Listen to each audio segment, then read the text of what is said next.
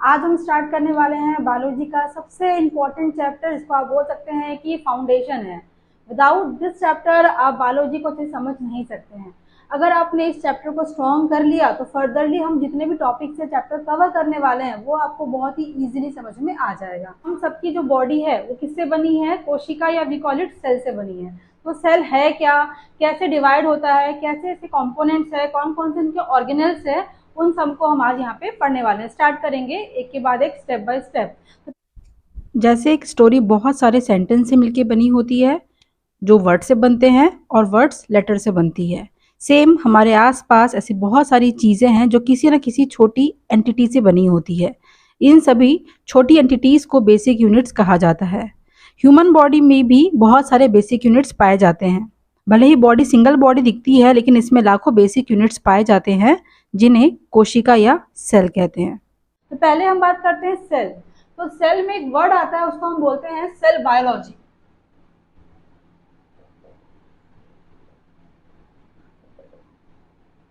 तो पहले हम डिस्कस करते हैं what is cell biology.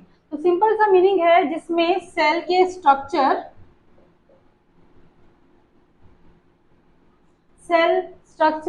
Then cell के जितने भी फंक्शंस होते हैं, all functions, structure, function and their reproduction. तो इन सब का जहां पर एक साथ में डील होगा उस ब्रांच को ही हम क्या बोलते हैं? आपका सेल बायोलॉजी। तो सिंपल डेफिनेशन क्या बन गया? बायोलॉजी की वो ब्रांच जो क्या करती है? सेल के स्ट्रक्चर, सेल के फंक्शन और उसके रिप्रोडक्शन के साथ में डील करती है, उसको हम क्या बोलेंगे? आपका सेल बायोलॉजी। इसमें एक वर्ड आता है, उसको हम क्या बोलते हैं? साइटोलॉजी भी बोलते हैं। तो व्हाट इज साइटोलॉजी? जब हम केवल सेल के स्ट्रक्चर की बात करेंगे, बस उस बायोलॉजी के उस ब्रांच में क्या रहेगा? केवल सेल के स्ट्रक्चर की बात होगी, तो उसको हम क्या बोलते हैं? आपका साइटोलॉजी। ठीक है। तो जहां पे कंप्लीट बात हो रही है किसी एक सेल की, तो उसको हम क्या बोलते हैं? Cell biology. और जहां पे केवल स्ट्रक्चर की बात होती है, तो उसको हम क्या बोलते हैं? आपका साइटोलॉजी। क्लियर हो गया बात? अब जैसे हम बार बार वर्ड यूज कर रहे हैं सेल सेल, तो व्हाट इज सेल? डेफिनेशन क्या है सेल का? तो अगर हम सेल के डेफिनेशन की बात करें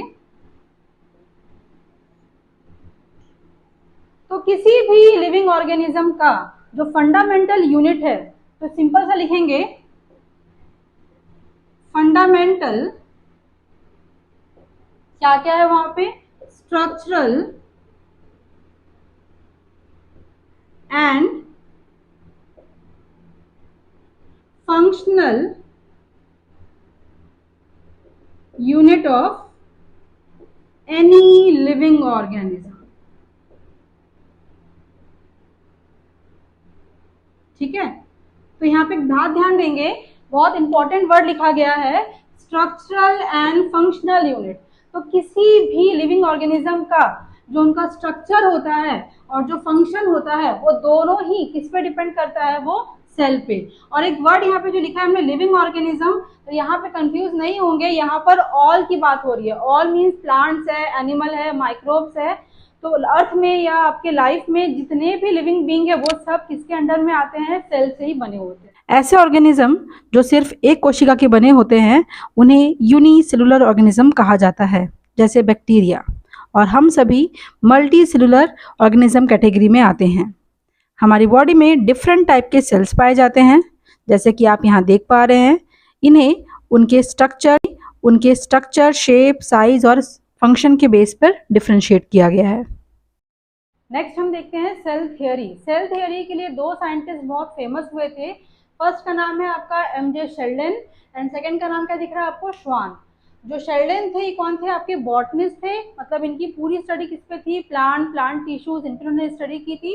और सेकंड दिख रहा होगा श्वान, ये किसमें थे? आपके जूलॉजिस्ट थे। इनकी पूरी स्टडी किसमें हुई थी? आपके एनिमल बींग के आसपास में हुई थी। तो शेल्डन ने क्या किया? उन्होंने क्या बताया कि इन्होंने बहुत लार्ज नंबर में कुछ प्लांट जो हैं उन पे स्टडी की, उनका एग्जामिन किया। उन्होंने ये बताया कि जितने भी प्लांट्स है उन सबका जो बेसिक कंपोनेंट है वो क्या है? टिश्यू। और टिश्यू मीन्स हम जानते हैं मतलब किसकी बात हो रही है, यहाँ पे सेल की बात हो रही है। सेम वैसा ही कौन थे, श्वान, उन्होंने क्या बोला, उन्होंने ये बताया है कि प्लांट्स रहे या एनिमल्स रहे, सबके सब मतलब ऑल लिविंग बीइंग किससे बने हैं, सेल या फिर उनके प्रोडक्ट से बने हैं। तो मेन क्या है, सेल और उसके प्रोडक्ट्स। ये किस में आया, श्वान, मतलब किसके लिए आया, जूलॉजी या फिर एनिमल बीइंग के लिए आया। सेम वैसा किस में आया, बॉटनी मतलब प्लांट बेस में भी आया। उन्होंने भी क्या बोला कि सारे लिविंग बीइंग्स मतलब प्लांट्स बेसिकली क्या बोला गया था, किससे बने हुए हैं, सेल्स या टिश्यू वर्ड यहाँ पे यूज किया गया। यहाँ पर एक मेन चीज ये है कि श्वान ने एक वर्ड यहाँ पे यूज किया, एक सेंटेंस यूज किया था यहाँ पे कि जितने भी लिविंग बीइंग्स है they all have plasma membrane. कई बार एग्जाम में ये वाला टर्म आता है कि प्लाज्मा मेम्ब्रेन प्रेजेंस का जो ऑब्जर्वेशन है किस साइंटिस्ट ने प्रूव किया था, वो कौन है, आपके टी श्वान है। तो सेल थ्योरी में क्या है, इन दोनों साइंटिस्ट का बहुत इंपॉर्टेंट रोल है, लेकिन इनके कंट्रीब्यूशन के बाद भी जो सेल थ्योरी थी वो क्या हो गई है, रिजेक्ट।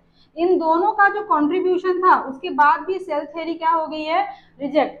रिजेक्ट होने का रीजन क्या है, ड्रॉबैक क्या था कि ये बता नहीं पाए कि कोई भी सेल जो है वो कैसे फर्दरली डिवाइड होती है या फर्दरली कैसे उनका जनरेशन टू जनरेशन चलता रहता है। ये इनके दोनों के ही ऑब्जर्वेशन में ये चीज नहीं बताई गई थी। दैट्स वाई इन दोनों का जो सेल थ्योरी था वो क्या हो गया, रिजेक्ट हो गया। फर्दरली कुछ टाइम के बाद एक नए साइंटिस्ट आए, नाम क्या है उनका, रुडोल्फ वर्को। इन्होंने एक्सप्लेन किया किसके बारे में, जो इनका ड्रॉबैक था कि सेल फर्दरली कैसे डिवाइड होते हैं। इन्होंने ये बताया कि सेल्स के पास में कैपेसिटी होती है किसकी, सेल डिवाइड होने की या सेल्फ डिविजन करने की वहां पे। तो आफ्टर दैट जब रुडोल्फ वर्को ने क्या किया, इस बात को एक्सप्लेन कर दिया, तब जाके सेल थ्योरी क्या हो गई है, एक्सेप्ट हो गई है। मतलब कहने का मीनिंग ये है कि अगर आप प्रेजेंट में सेल थ्योरी की बात करेंगे तो उस केस में शेल्डिन भी है, साथ ही साथ स्वान भी है, और साथ में कौन रहेंगे, आपके वर्को का भी उसमें कंट्रीब्यूशन है।